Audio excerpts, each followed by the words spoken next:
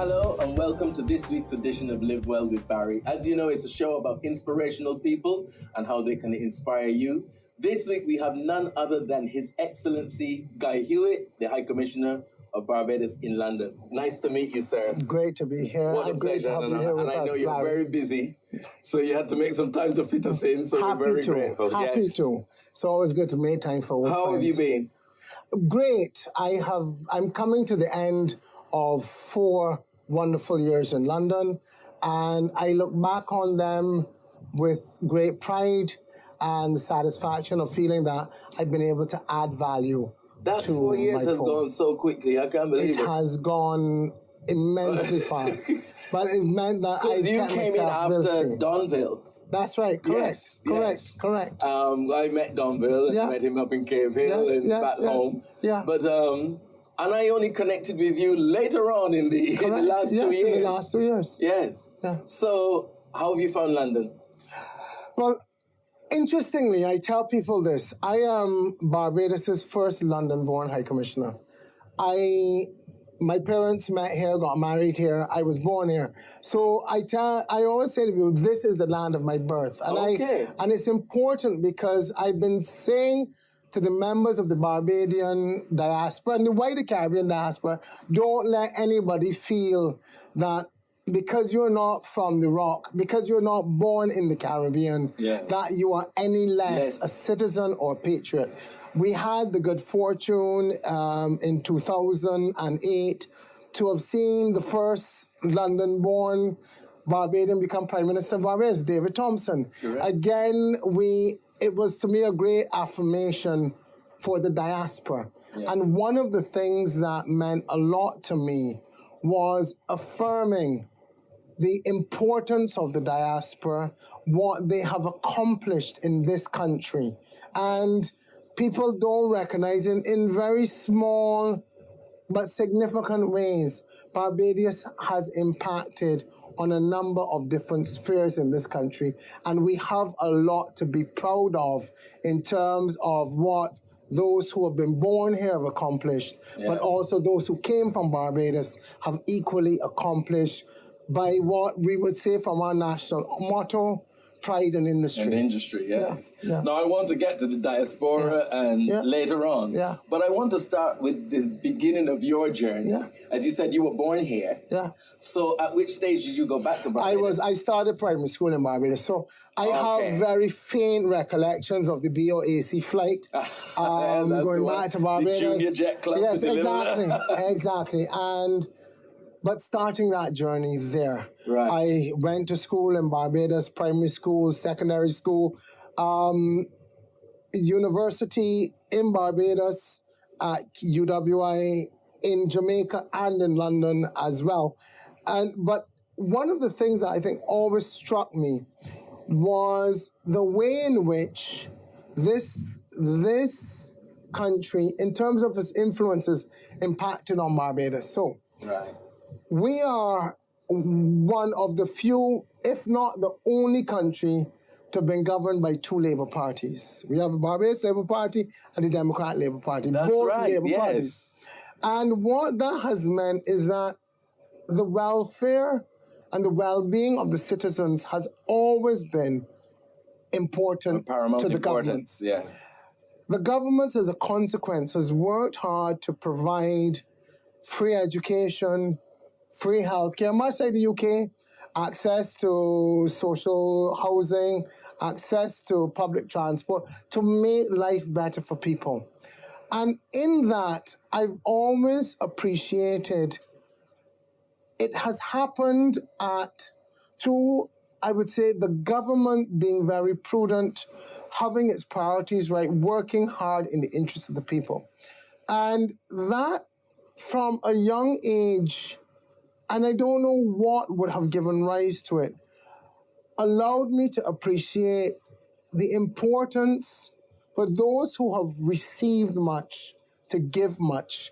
And I look at my life where it wasn't one of privilege or luxury, but through going to a government school, because the best schools in Barbados, I went to Harrison College. Oh, wow. But I was going to say no, but the best schools in Barbados, although we've got a grammar school system. Yeah. It's the best schools are government schools. Yeah. And so you go to schools where literally I was in class with the then Prime Minister's son. So you've got people whose parents might be prime ministers, who may be office workers, who may be security guards, who may be cleaners. Yeah. But we all come to the school. Educated together. And the school provides access based on ability.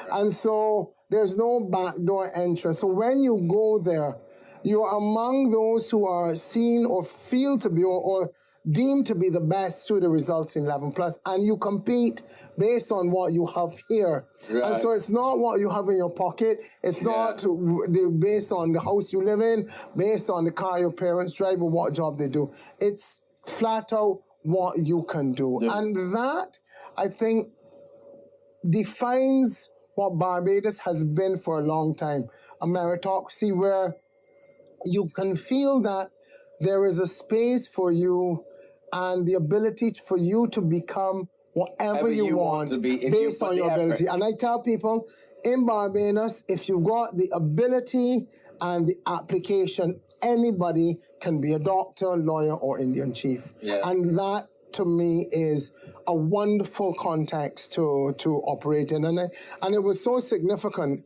I have to say, that my children, I was working in London in the 90s. My children were born here, but I deliberately took them back to Barbados because I wanted them to grow up in a society that says to you, you can be the best you want to be, regardless of race, class, or creed. Yeah. And that is very, because very powerful. Because one thing people always say to me when they visited, people visiting on holiday, they say, but you'll see an old chattel house next to a big, expensive mansion. I say yes, because they quite comfortably living side by side. Yeah. In Barbados, we have seen in one generation, and I always reference or have to reference back to the father of our nation, the Right Excellent Earl Walton Barrow, who had vision of trying to create a country, because he led Barbados into independence, where there would be opportunity for all. Everybody.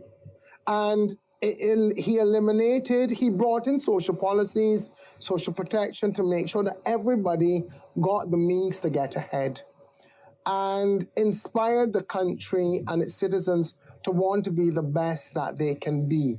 And I think that's something that, for me, it has been an important message to pass on to my children, to pass on to people in Barbados, to pass on to our diaspora here.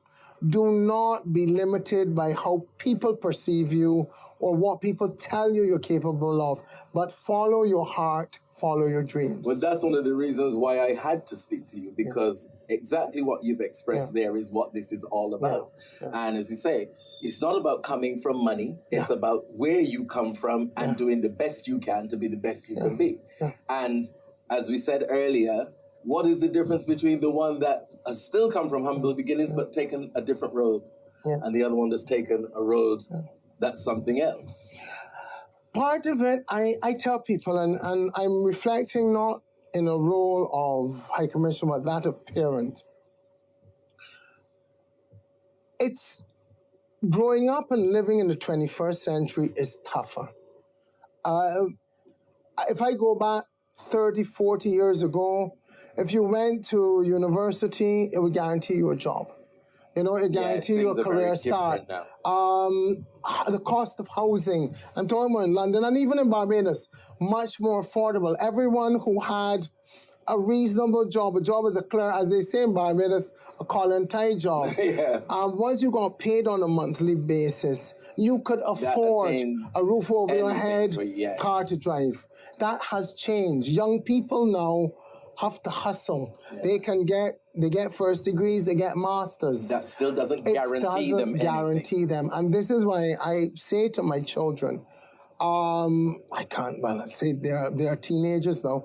I say to them that they've got to have the strength of character and the strength of resolve to push through the obstacles, because they're going to come. Some of them, as I say, are structural by the fact that the economies and the societies don't guarantee success as easy as they did before. Yeah. Others can be about how people will perceive you based on how you look or how you sound or who they think you are. Yeah. But you can't allow that to block you. To block you. You've still got to fight, climb over it, find a way to get over the hurdle. And it comes in so many different ways. Life can be a challenge. It is a challenge. I had, you said, at the end of my 4 years, I've got wonderful memories. About 4 weeks ago, on a Sunday, I got a call from Barbadians. A young couple just got married, were in Barcelona, about to start their honeymoon cruise from Barcelona to London, and they got robbed of their passports. They got robbed of their money. They were in absolute despair. And I said to the parents, go in contact with me, and they felt these children should abandon the cruise and come home. And I said, stop again. I said, give me their contact details. And I phoned them. I said, let me explain the first point here. Y'all are married. Stop listening to your parents. I said, the second point is, y'all have each other and y'all are safe. Give thanks for that. Third thing is, you're in a beautiful city. So if you're trapped in Barcelona, it could be a lot of risk. Enjoy it. Enjoy it. And I said to them, listen, stay safe, calm down, and I'm going to work on this. And within 24 hours, we had passports in their hands. They were able to join the cruise and continue their honeymoon. They couldn't pick up in Barcelona. They went to Italy and picked it up in Naples, but they continued. And I said to them, in life, obstacles will come. And you can either use it as the opportunity to grow and develop strength, or you can let it overwhelm you. And that is something that, for me, is important as a lesson for young people, to be able to see challenges, to see obstacles as opportunities, to learn to exceed even their own expectations or the expectations of others. Yeah. But you see, as you say, it's all about perspective. Yeah. Now, you're in that situation. You keep a level head. Some people are tragic and they panic and hysterical. And then others take a deep breath. Now, how are we going to deal with this? And once they've got in contact with you, you can get it sorted. Well, I'll tell you that as well. And one of the things that has been important for me to learn, and I learned it early on, there's a lot of wisdom in our seniors, our elders.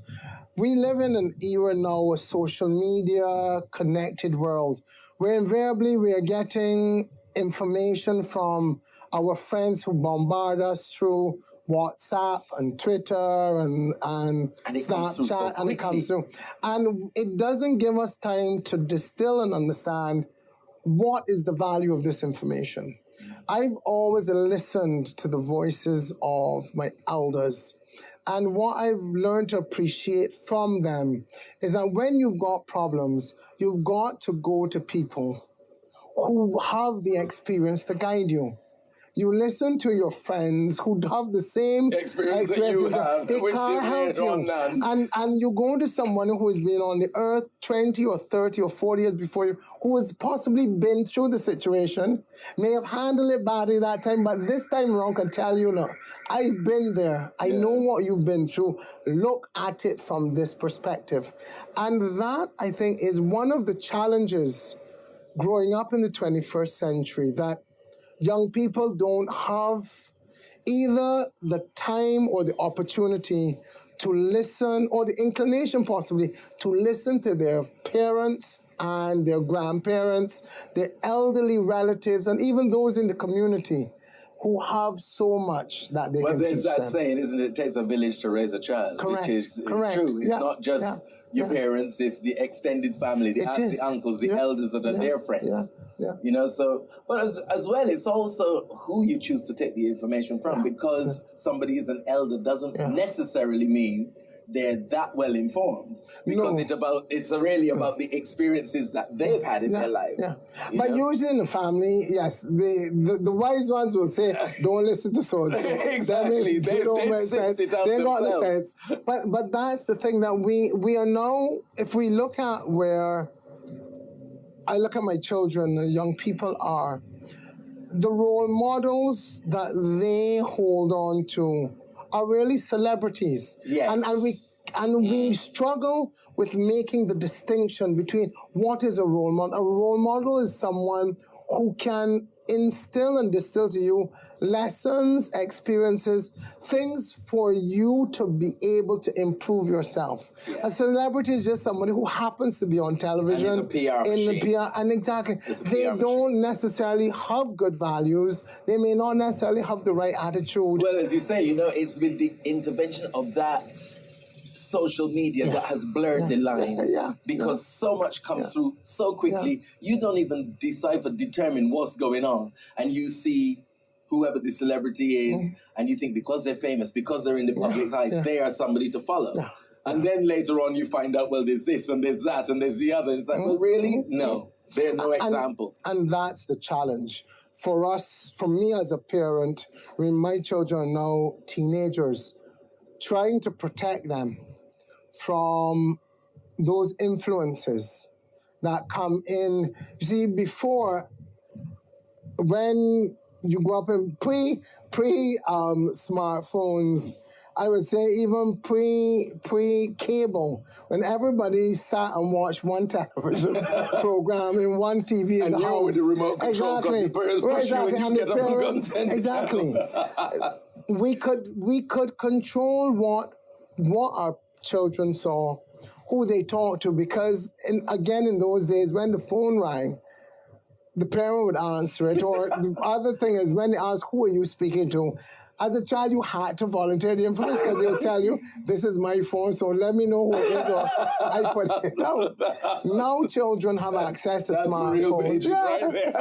This is my phone, and I want to know who's ringing my phone. And you had to. And that notion meant that as parents, you were aware of what the world your child was exactly what world your child lived in, what was going on in their lives. But now with a smartphone, a child of whatever age, once they have access to a smartphone, has access to the world, and the world has access to them.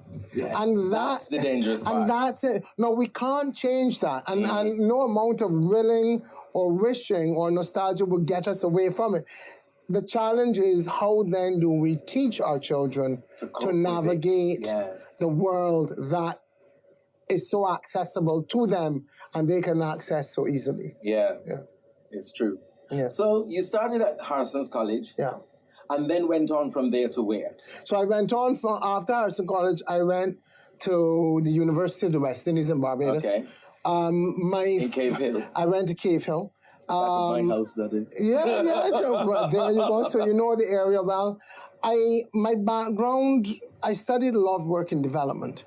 Okay. My interest was always, although I seem to have had inclination towards or competency towards accounting and things, I never wanted to be stuck in a job.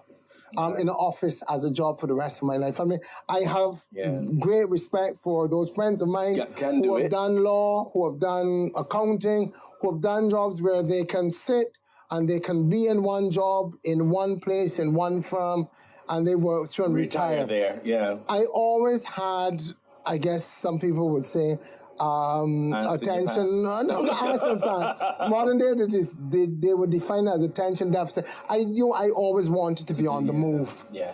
And so I looked for jobs that would take me around the world. I never had the money to pay to go around the world, so I thought, let me see if I can combine a job that does it. Send me around and the world. So in development, I have been able to work in Africa, in Asia, in the Pacific, in North America, in the Caribbean, and it's been wonderful.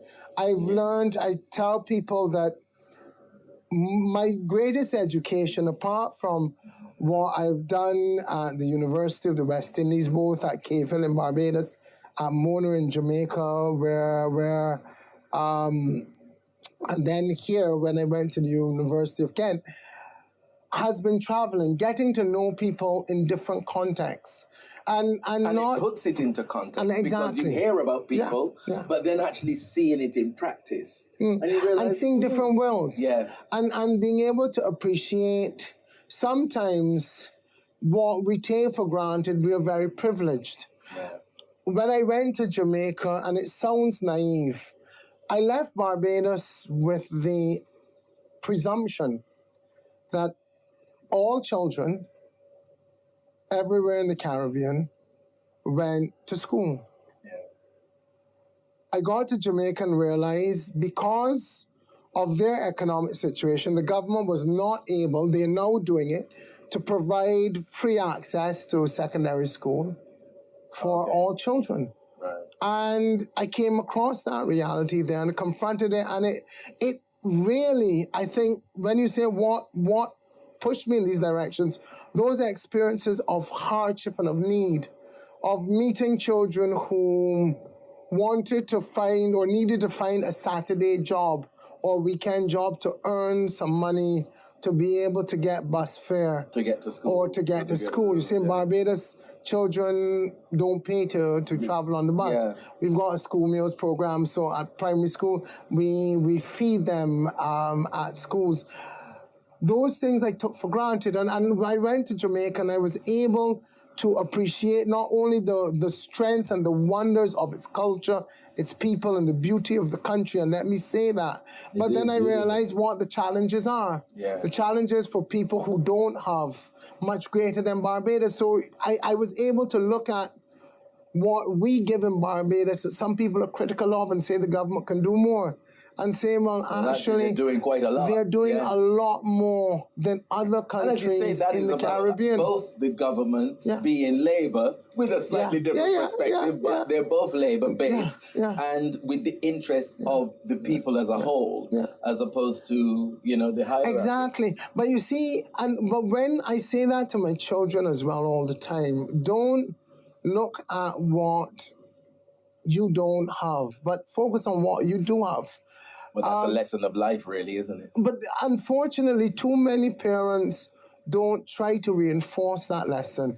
They're constantly trying to do as much as they feel they must, or sometimes the children demand for them, and they go into debt. Right. They put themselves at risk. They make sometimes the wrong decisions because they want to provide the material stuff. They want to be able to say to the children, you can go on vacation, you can have these things, rather than being able to say to them, this is all we can afford. Yeah. And I've said to my children, I've always been very frank with them. I said, I am not going on vacation to run into debt. If we are going on vacation, we will save towards it.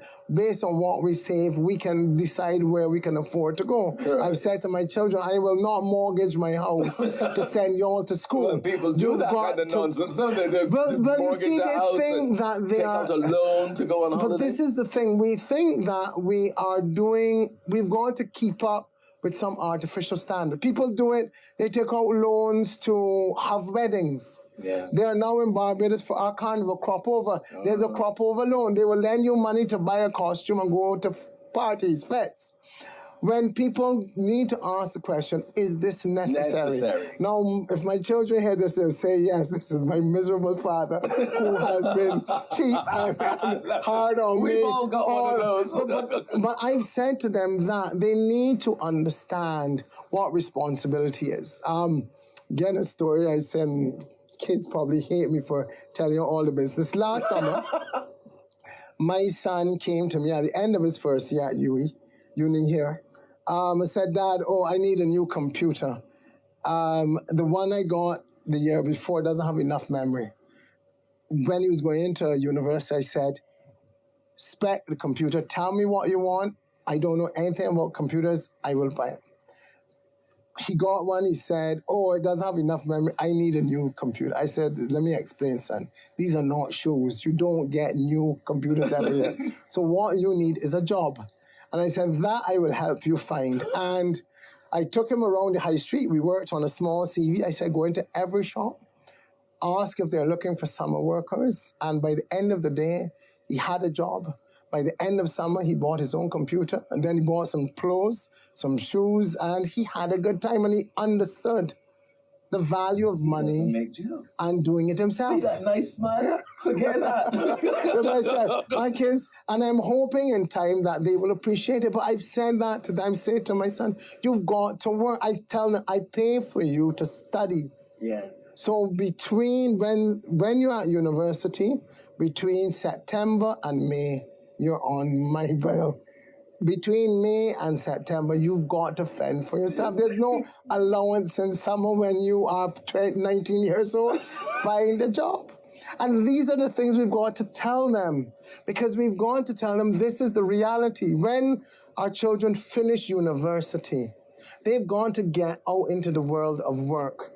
And if they don't know how to find a job, if they're not prepared, then they are going to continue to have this notion, my parents will provide for me. And I told them... And that's the irony with all the educational system that we go through globally. Yeah. That's not something that's taught, yet it is a life necessity. Yes, yeah. And this is, it's the, as you raised, Barrie, it's the soft skills. Yeah. And I tell people that I say to my son, the small things like saying thank you, the small things, the small social skills about understanding the vital importance to make sure you're at work on time. Yeah. The ability when somebody does something to you to say thank you to them. I say to him as a young man, you're going through a door and a female is approaching, you give way. I said, this is not a competition to see who is stronger or bigger. I said, understand as a gentleman. And people might say, this is past. I said, no, but when you become a husband or a partner with somebody, you've got to know how to treat somebody else with consideration. And that only happens if we teach them how to look after siblings, how to respect people with difference. I grew up in Barbados, and we never had summer camp programs. We would go to the beach, all children, and the ones who were 4, 5, 6 knew that they had to listen absolutely to those who were 9, 10, 11, 12. Yeah, and true. we knew that our parents would hold us accountable for them. So everybody learned early on how to be their brothers and sisters' keepers. Yeah. And those skills that we learned in the community, how to be at home, I know again here, the child services are very specific about how old a child can be looking after another one. But the reality in the Caribbean, you learned that early on, and you were skilled at it. There are some things children shouldn't do, issues with fire and cooking and things. There's always a danger. But in terms of being able to say, I can walk a sibling to school, I can see them on a bus, I can go to the shop and buy something. There on time to pick them up off the bus. And, exactly. Those are life skills that we need to continue to try to instill in younger generations. Yeah, indeed. Yeah. Indeed. Yeah. So now I want to get to the political career. Yeah. When did that come? I would say... Because you said you traveled around the Caribbean. I mean, I have worked, as I said, I've worked across the world, and I wouldn't say that my interest is politics as much as it's developmental. I have always wanted or desired to be able to help people. Right. And to make a positive difference, of course. To make a difference. And that took me into working in a number of areas. I worked at the University of the West Indies doing research. I worked with NGOs doing activism for civil society.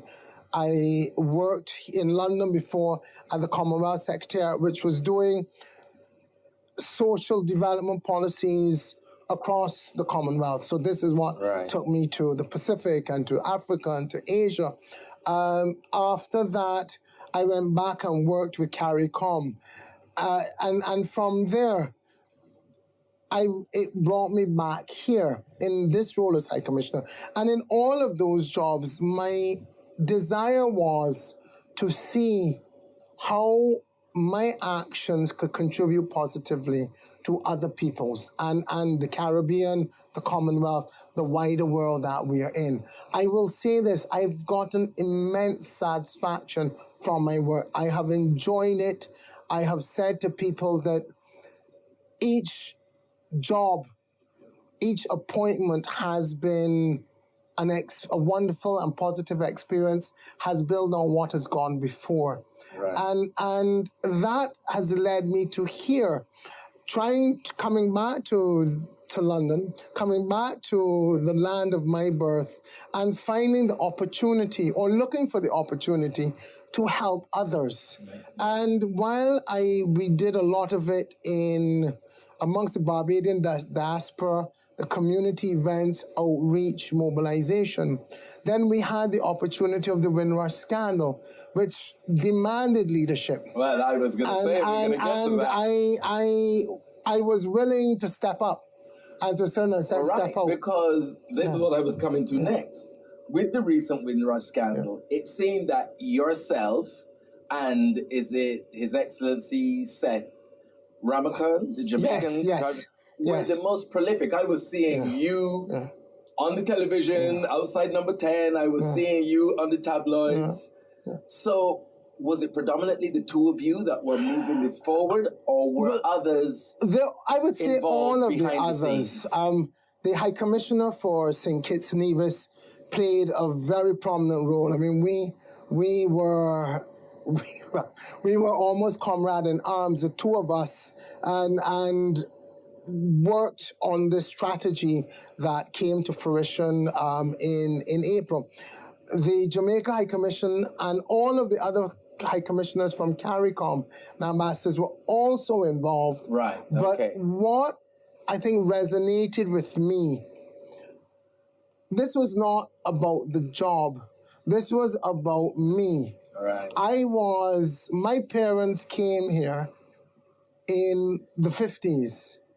Yeah. So for me, what happened to Bajans and West Indians through this hostile immigration policy could have happened to my parents. Exactly. It may have happened to people they knew. Yeah. It could have been an aunt or an uncle or cousin, because that was my reality. And the thing is, it affected all of us because we're all telling the same story. Most of our parents came here in the 50s but that's the 40s. The point. So and so for me, having been born here, I said, look, as I say, there but for the grace of God goes I. So I felt that I had a duty, an obligation to get involved in this. Then when I realized the extent to which it was happening, that people had lost jobs, had been denied benefits, denied health care. Some had been detained, some had been deported. I did all that I can in terms of my networking with parliamentarians, with people in the Houses of Parliament here in Westminster, with civil society, with the charities that worked on immigration and race issues, with my fellow high commissioners, with the media, to try to bring this together. Because I said to people, I didn't expect, and I will be frank, because I can't be anything else. When I got this job, I was stunned. People said to me, Guy, how did you get a job? I said, I don't even know, because I was afraid to ask, out of fear that they had the wrong person chosen. And if they checked the file, they realized, oh no, you're the wrong Hewitt. You can go back. I never had the courage to ask, because I could never comprehend being given the honor to represent Barbados as one of its ambassadors, its high commissioners abroad. And for a while, I tried to figure out why was I here? Yeah. What was it all about? And when Windrush came, I said, okay, this is So you're saying at the point of it came at the right time. Yes. So had it come before, I don't think I would have had the experience in the network in London. But 4 years into the job, I had people at my disposal, or I say I could connect to people who were able to make a difference. That you wouldn't have and I would not have had earlier. Yeah. And it was wonderful. I mean, including my network in the church, because one of the things that a lot of people are not aware of is how much the Church of England got involved in this. The bishops who wrote to the Prime Minister, and some people don't know that her father was a priest. Okay. And so there was this confluence of events that almost provided the unique opportunity for me to speak. Because one of the things that the government could not suggest was that I didn't know, or this is not really my battle or my fight, because this is my country. Yeah. And the Windrush generation is my generation. And so because so I'm actually really connected. So I am connected. So I was personally connected. I was professionally connected because it was happening to Barbadians. But also I felt morally compelled to do this. And too often, and I say to people too often, that we can lack the courage to do what we know is right. We can see a situation, someone is in need, there is a problem emerging, and we feel either that we doubt ourselves and we say, well, I'm not sure if what I'm thinking is right, or we believe that there's somebody else who could intervene and do it better than us, or that there may be a better time to do it. Right. But when it comes to doing the right thing, there's no time like the present. And I found myself with this feeling compelled towards it. And what really reaffirmed what I was supposed to do. We went to the Thanksgiving service on the 4th of April. They had a Thanksgiving service for the life of Martin Luther King Jr. And when I sat there and listened to the choir singing We Shall Overcome, and when I listened to the Bishop of Woolwich doing his sermon and his exhortation saying, are you working towards finding justice in your community? I said, okay, I've got the message. That's my cue. I said, this was my cue. And actually, I left there, came back here and did an interview with Channel 4 on Assignment Israel. And I said, look, this is it. It's all or nothing. And I realized I was being asked, I was being called upon to stand up and be counted. And I did that, and it wasn't easy. Actually being able to see the signs as well that are coming to you. And that's the other interesting thing in life, that so many times there are opportunities present themselves, not necessarily in the most obvious or deliberate way, but if we listen to them, if we listen carefully enough, the message that whether we say it's God, the cosmos, life, our conscious is trying to send to us will get through. But too often, we either don't have the courage to listen or pay attention, or we fill our lives with so much clutter. We don't make the space or take the time to hear what we are being asked to do. You don't even say it because you've got so much going on. Sometimes too much going on. And I've learned now to appreciate the value of silence, of the quiet, of being able to get away from it all and just take a moment to ask, well, am I doing it the right way? Is this what is supposed to be happening? Is this the way to do it? And often our lives are so crowded, we don't get many opportunities, but when they do come, we have to hold on with them. I was going to say, to be able to have that moment of silence is a luxury sometimes when you've got a busy life. For a lot of people, I mean, sometimes you've got to schedule it, which I do. You wake up half an hour earlier to find the quiet time, because once a house comes alive, then there's no time. And once you get in the office, There's no time. There's just never enough time. But you've got to. It helps if you're able to find that time, that quiet time to be able to say, okay. And that's exactly what Oprah says. She says, sometimes you just have to stop in all the hysteria and just listen. Yeah. It's there. Yeah. And it is there. And if we want to hear it, and if we give ourselves the space to hear it, we will get the message. We will get the message. So at the end of your 4 years, gone too quickly, what's the move from here? Back to the Caribbean. I am looking forward to taking a long pause. I have signaled my intent to I want to take about 3 months where I can go into my garden, go to the beach, go to church, just slow down, take it. The best beaches, yes. To take it slowly and to figure out what next. So which part of the rock is yours? Christchurch, the southern part. I am a Christchurch man. Lived in Christchurch all of my life. I believe in, as you do, you get people with orientations, the West Coast and James people, the St. Philip people, the St. Lucie people, the Georgians, and as small as the island is, each one does have its own characteristics. This is true. Yeah, but I am looking forward to getting back to the Caribbean. I think after 4 years, I need to reground myself and immerse myself back into Caribbean culture to get a feel of where the society is and to see really what comes next or how I can change the politics in Barbados right now. I'm going to change the politics. It's a good point.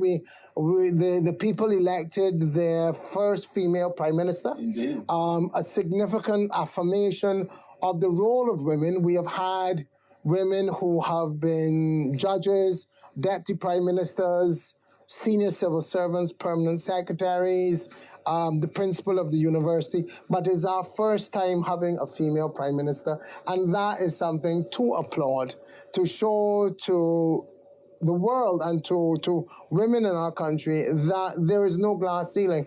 It has been shattered, it has been destroyed. Women can be all that they want to be. And that's very positive for me. So what does Guy Hewitt do to look after himself apart from his half-an-hour piece before the house wakes up? Because with such a busy schedule, you must need to do something to just keep you on an equal. Interestingly, I mean, even in London, I have found the opportunity to garden. Okay. Quite a few of the plants around the residence that I'm in now, I put in the ground myself. Oh, right. And when I say gardening, it's not finding gardeners. It's going to choose plants, put them in the soil, look after them, nurture them, and see them through. It's something I find very relaxing. I like open areas. And London, which people may not realize, has more green areas than most other cities in the world. As you say, what part do I come from? From Barbados, I say Christchurch. I'm a South Londoner. I have lived between Battersea, Clapham Junction, Brixton, and now I am just in Roehampton, which is not far from Putney. I'm a South Londoner, and I find that might not have the underground service that the Northerners like, but it has the green spaces, and I have been able to find the green spaces in South London, and I've enjoyed them for the last 4 years. Nice. Yeah. Well, it's been an absolute pleasure to talk to you. Barrie, thank you for taking the time out to enjoyed being here with enlighten us about the journey. Thank you all. Thank you all. Really inspire us all. And I say, as I go from this, the land of my birth, to all of the young members of the Barbados and Caribbean diaspora, to continue to believe in yourself, to see yourself as having the potential to be any and everything you can be. You never know, there'll be another Barbadian in London who can be our next High Commissioner. Thank you. There will be. Yeah. Great message right there. Okay, great message. Can't get any better than that. Yeah. Thank you for joining us. And if there's anything that resonates with you in the show, please do leave a message. Until next time, see you next week. Thanks. Yes. Yes. Great. Good. Now we